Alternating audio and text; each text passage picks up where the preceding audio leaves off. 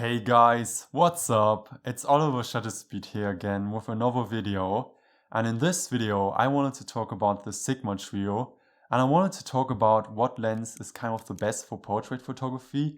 And I also wanted to talk about what lens I would get when I would start over again. Because currently I'm using the Sigma 30mm 1.4 and I'm also using it right now for recording. And I wanted to talk about like the specs and also which lens is like good for, vlogging or like for portrait photography. And to start really off with this video, I honestly have to say like all of these lenses are very sharp. Like each like Sigma lens, I've been shooting with was like so incredible sharp. And also when you're like, for example, into photo shoots or, into e-commerce photography, these lenses are very good. And also what I like about these lenses is the autofocus. For example, what I struggled a lot when I was shooting was that I had, for example, manual lens and there was no autofocus. And, you want a lens where you can also be happy about that the autofocus is also on point. So this is what I like about all the Sigma lenses, is that their autofocus is very reliable. And to start off with the Sigma 60mm 1.4, I would definitely say like this lens, has been released in 2017. And it's probably the best lens if you're, for example, into vlogging or if you are into landscape photography, car photography. It's a bit bulky. It's around 400 grams.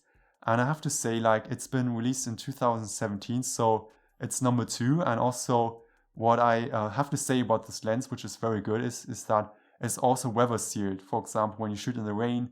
And also what I like about this lens, and one of my mates uses it, is, for example, for like, his YouTube videos, and he's very happy with this lens because it's also, a wide angle lens. For example, he has this PowerPoint presentation up here and, he can do photos in the landscape and he's very happy like with the sharpness. It's very good. Like honestly, this is probably the next lens I would get.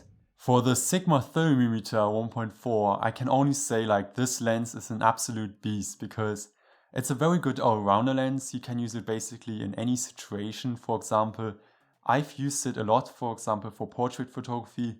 It works really good because it has this really good shallow depth of field.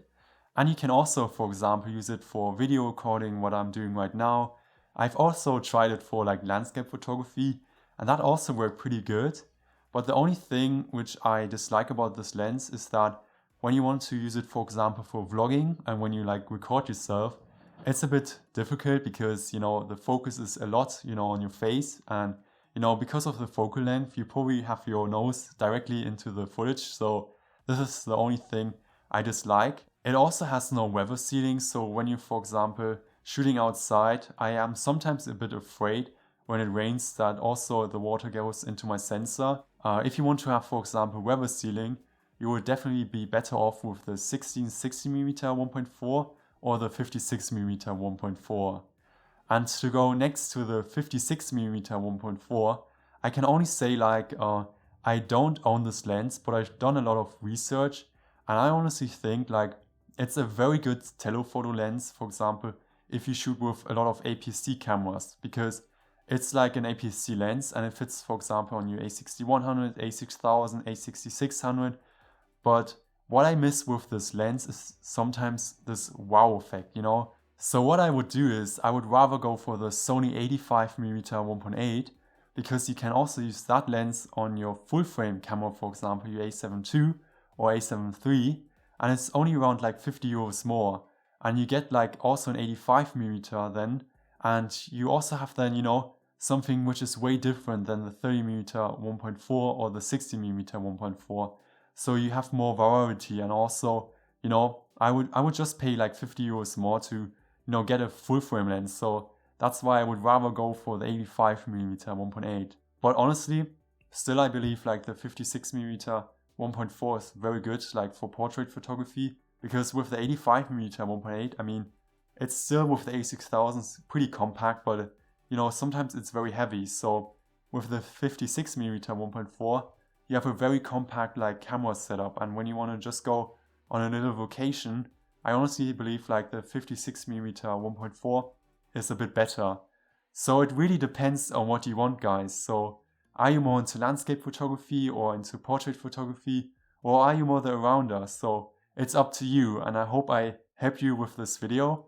And if you're unsure about which lens you want to get, you can also check out my playlist up here about the 30mm 1.4, and I will also do like about reviews about the 60mm 1.4 and the 56mm 1.4 also in the future. I also wanted to give you my opinion on the Sigma trio and also let you know which one would I get if I would start over again.